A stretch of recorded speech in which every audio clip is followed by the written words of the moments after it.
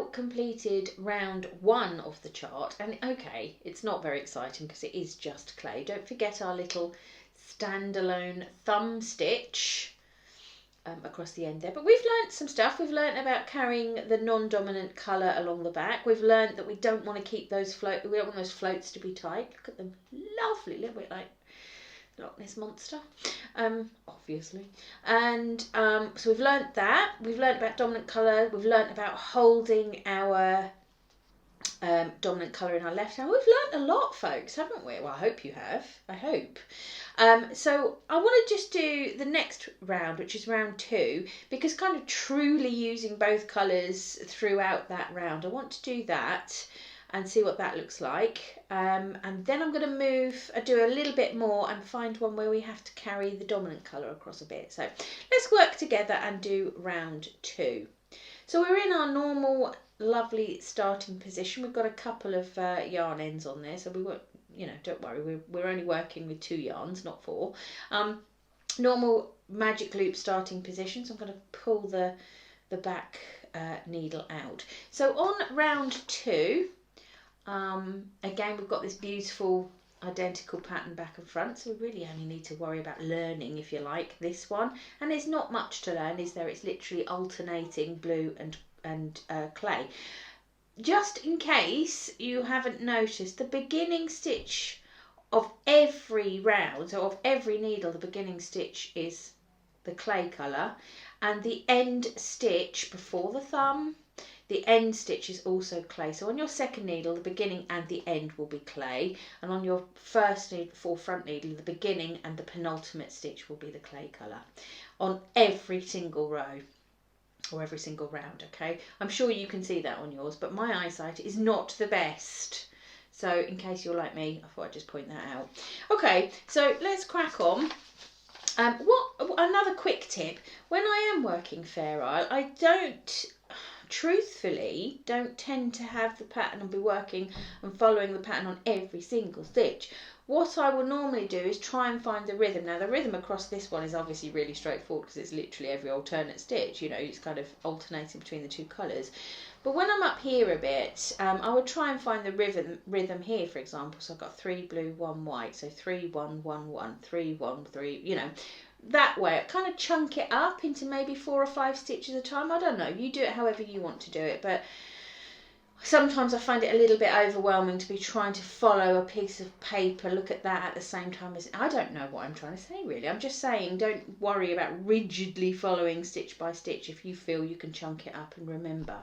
Also, what you will know as the pattern starts to come out, it becomes kind of intuitive. For example, with those little, I don't know what you'd like, those little crosses there, you're kind of, when you're working this row, you're going to know that one needs to sit on the top there, aren't you? There's some of it is intuitive. Anyway, stop waffling, start knitting, absolutely. So I've pulled the back needle out, and I am going to assume the position.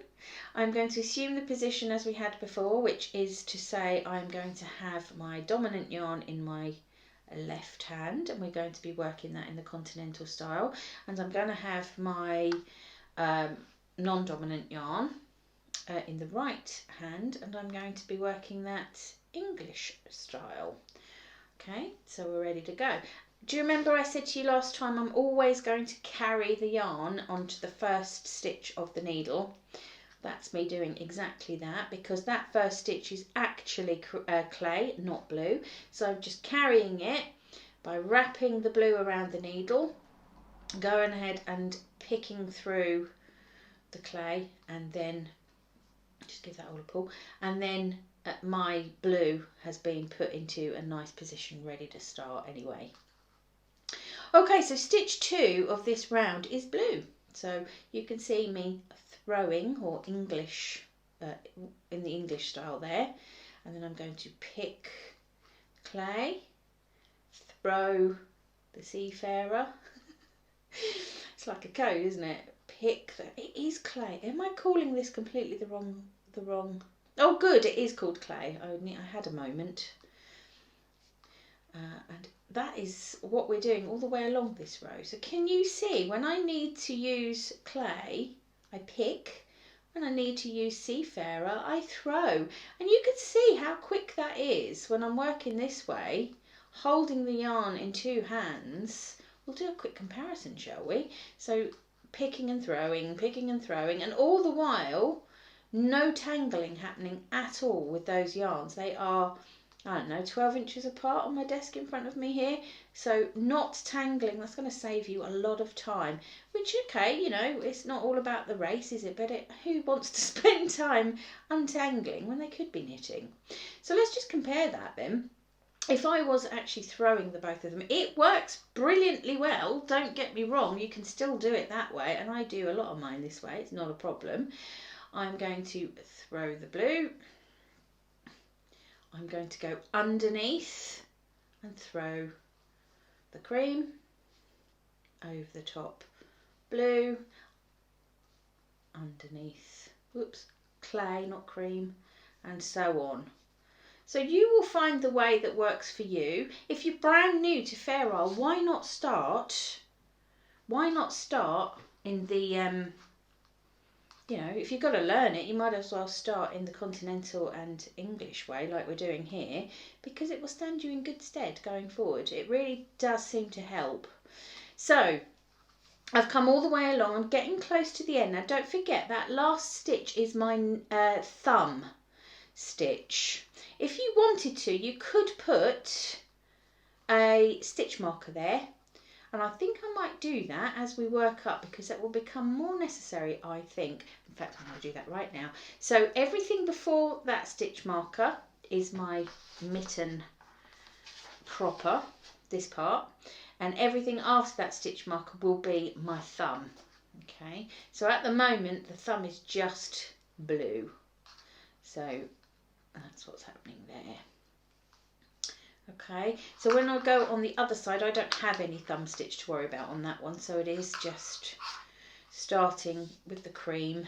As always, regardless of what pattern goes on that row, we're always starting with the clay. It's not even, the thing that's funny about this, it's not even cream at all. In no way is it cream, so I'm so sorry.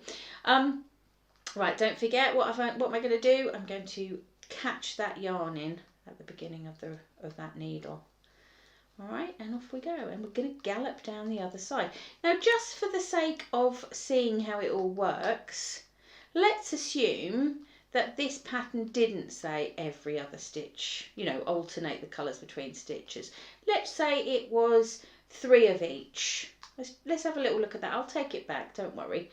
So let's say we're going to do 3 blue. 1, 2, 3. And then let's say we're going to do 3 clay. 1, 2, 3. And then maybe there'll be, I don't know, 2 of each. 1, 2. This is the point where you want to make sure you keep it slack enough across the back not to sort of pull and pucker. Okay, and then we'll go back to alternating.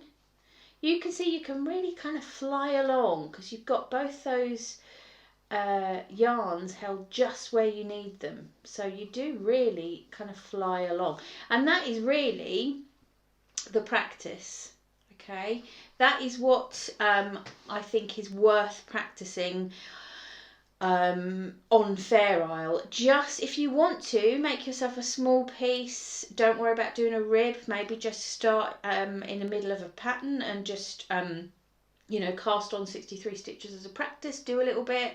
You probably will need to frog it back. I'm not sure how much you get left over here.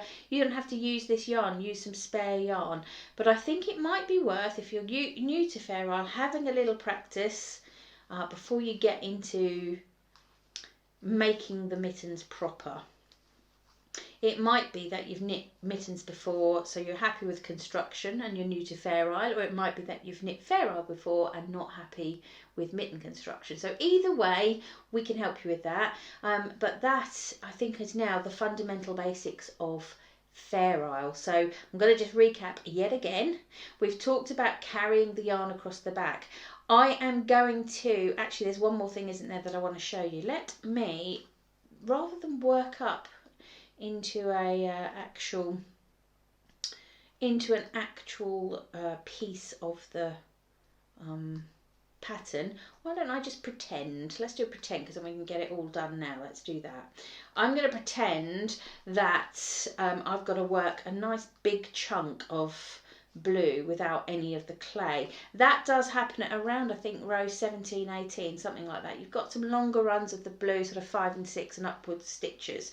So we know how to carry the blue across, don't we? Because that is where we, that is where we put our needle in, wrap it round, then pick up the clay, let go of the blue, and off we go. What about if we want to carry the clay? That's what I'm going to show you now. Fortunately, that is super easy. So I'm going to do 3 blue. Let's say I've got a big row of 7 blue stitches before I need my clay again. I'm going to do 3. Now it is time for me to catch in the yarn. All I'm going to do is sit that over the top. All right, just sit it over the top. Can you see? It's fully sat over there, and I'm going to go round and make my blue stitch. And then when I make the next one, oops, when I make the next stitch, when I look on the back, it's caught in. Okay, let me do that one again. So if I do a couple of blue stitches and I want to catch in the clay, I'm going to put, as if to knit, I'm going to put that clay right over the top. Then I'm going to make my blue stitch as normal. And when I carry on, there we go. And it is caught in at the back there. So that is the easier one to do of the two, although I'm sort of defying anyone to say the other way around is sort of arduous, but you know, there isn't any kind of wrapping and then unwrapping. So I think that really probably is it now then. So let's recap again. We have learned how to carry both yarns across, the dominant and the non-dominant. We've talked about keeping it nice and loopy on the back, not too tight and clumping. Mentioned early on that it can bring your tension in a bit, so if you are having trouble controlling that, maybe consider going up a needle size, whatever, just be mindful of your tension. We've talked about dominant colour and what that means, and how it always travels a little bit further than the non-dominant colour, so it creates a stitch that kind of pops forward. We've had a little look at following a chart, and we've looked at how to hold the yarns in 2 hands. I think you're set up with the Fairisle basics now, so I'd strongly suggest you have a little practice if you're not quite au fait with it, and enjoy knitting those mittens. So the next video I'm going to move on to shortly will be looking at how to make increases for the thumb to create the thumb of the mitten.